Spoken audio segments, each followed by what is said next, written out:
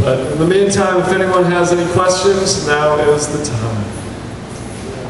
Just pass it. If I have any questions?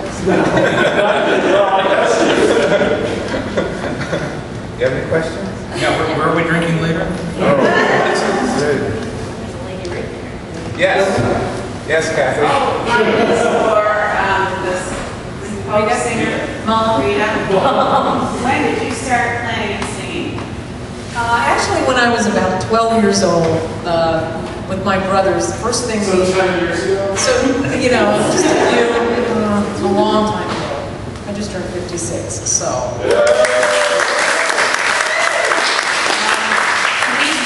It's when they started having folk masses in church, and so we got together with our guitars and we started playing. So, way back. You played in church? Way back, yeah, I played in church. And still do. That's Thank you. Okay, that's it.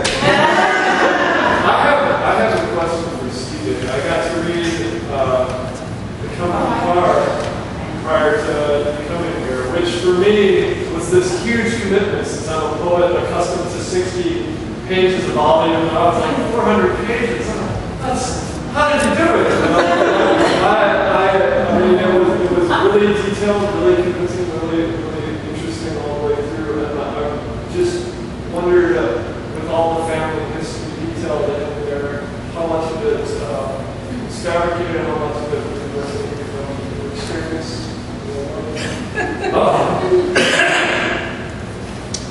How real is this? Because I do borrow some from my own family. I mean, you know, plus other people around me. I mean, I grew up in a big family. My parents did move us from a suburb of Chicago to a farm in Wisconsin when I was a kid.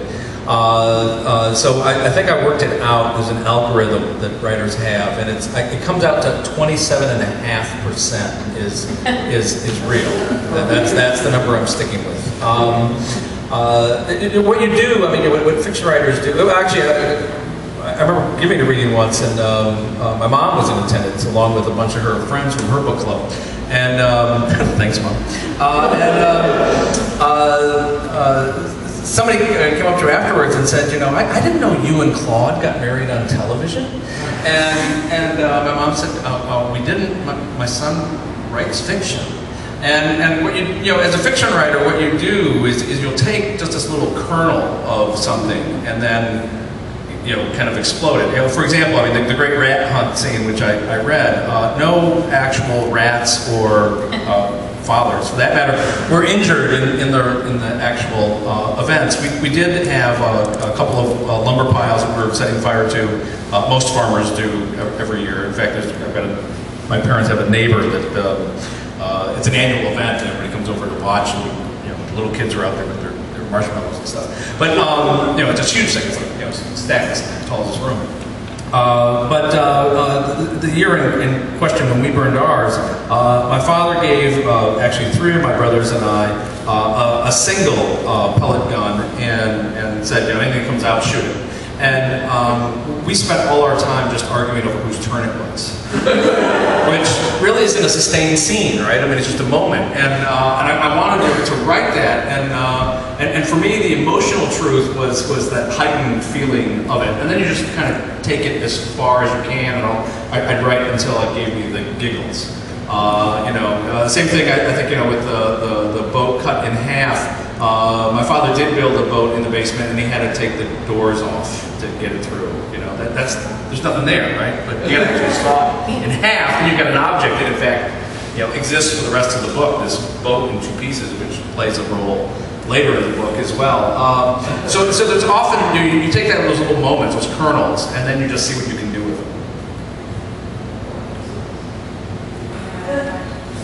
I'm looking at your credits here, CJ, and C1 novels, American Beauty. Is that the same that was made into a movie? No,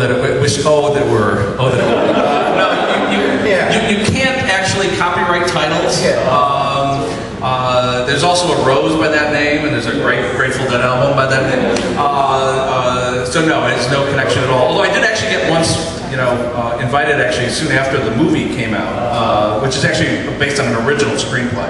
That is, but I was invited to a writing conference. It was very clear that almost everyone at the conference thought I was the author of the screenplay. So by the end, and I tried to explain, and by the end of the week, I was just like, no, Kevin Spacey and I, we'd go off to the bar calls, and I just went with it. Very good.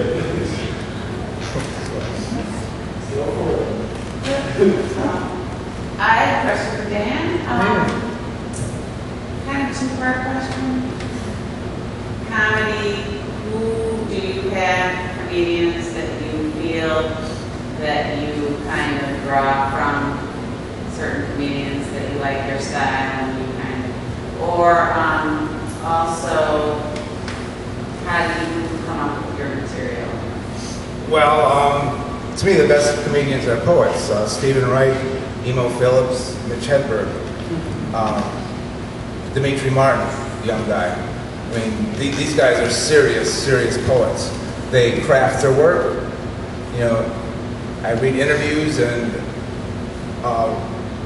the whole point is you can spend a whole day, and if you eliminate one word from a joke to make it stronger, that was a good writing day. And where do my ideas come from? Probably my non-getting high pot I buy from my drug dealer. Yes, Sue Ellen. I'm a painter, so I know what it's like to put something up and have people come in and look and say nothing. How do you handle it when people don't laugh at your jokes? Does it affect the way you look at yourself?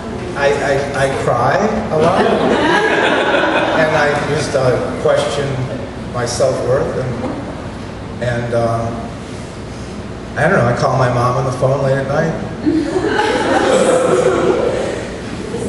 But thank you. I mean, thank you. You guys are a wonderful audience. Actually, poetry audiences are much better than comedy club audiences, because poetry audiences are so happy if there's something funny. Whereas in a comedy club, they kind of expect it, so you gotta be a little bit better than me. Any other questions? Everybody's great. I just want to say thanks. Yeah. Thank you, guys.